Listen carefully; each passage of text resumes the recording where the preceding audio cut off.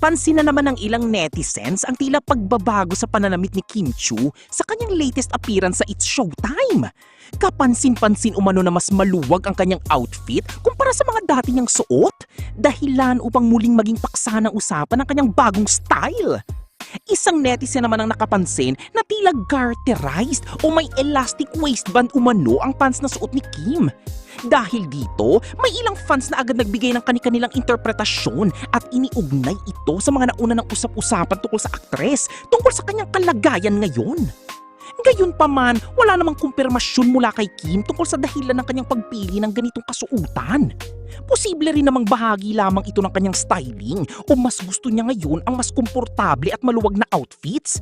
Kaya sa ngayon, nananatiling haka-haka lamang ang anumang ibang interpretasyon ng netizens.